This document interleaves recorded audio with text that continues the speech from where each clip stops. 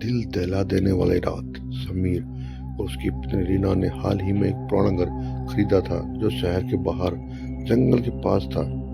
यह कई सालों से बंद पड़ा था और पड़ोसियों के अनुसार वहाँ अजीब घटनाएं होती थी, लेकिन समीर को ऐसा कुछ विश्वास नहीं था।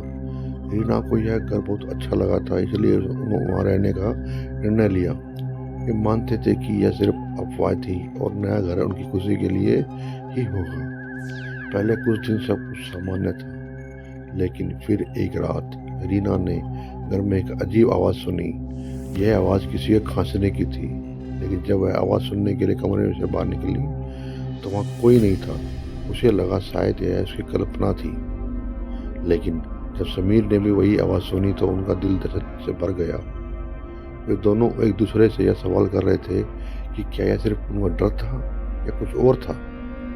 एक रात समीर को महसूस हुआ कि कमरे में कुछ अजीब सी ठंडक आ गई थी। उसकी आंखों के सामने किसी ने फर्श पर चलने की आवाज़ की, जैसे कोई भारी कदम उसके पास आ रहे हों। समीर ने रीना से पूछा, तुम सुन रही हो ना ये आवाज़?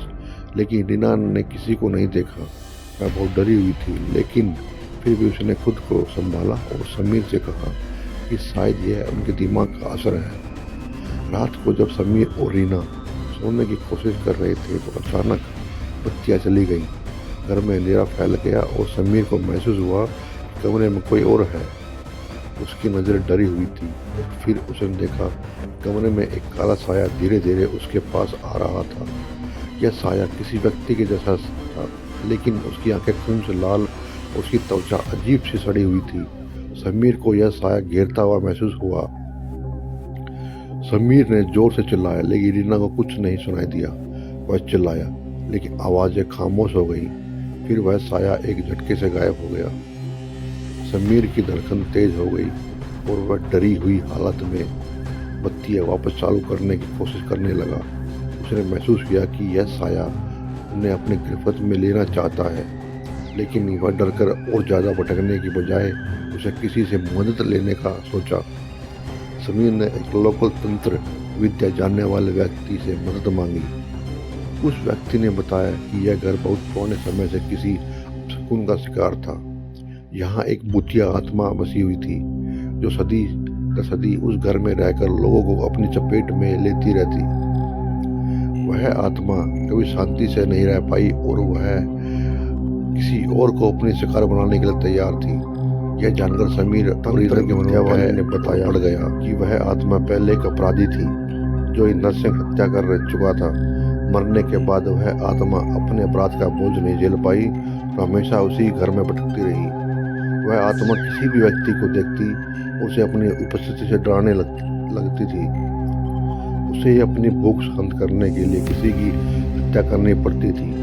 यह सुनकर समीर और रीना को और ज्यादा घबराहट हुई। एक रात समीर और रीना ने उस आत्मा से छुटकारा पाने के लिए तंत्र मंत्र किया।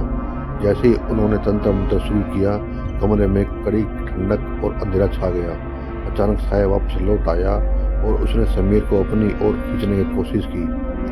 समीर की आंखों में डर था, लेकिन उसने हिम्मत जुटाई और तंत्र विद्या वाले के बताए गए मंत्र का उच्चारण किया।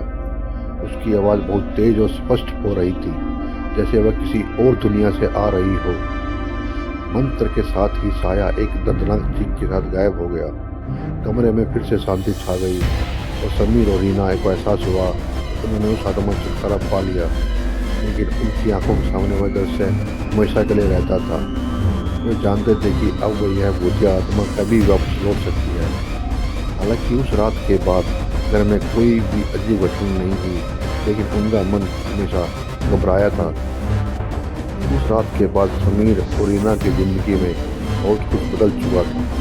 घर के अंदर और भय, वह अजीब घटना के उस आत्मा का सामना उन्होंने हमेशा याद रहेगा।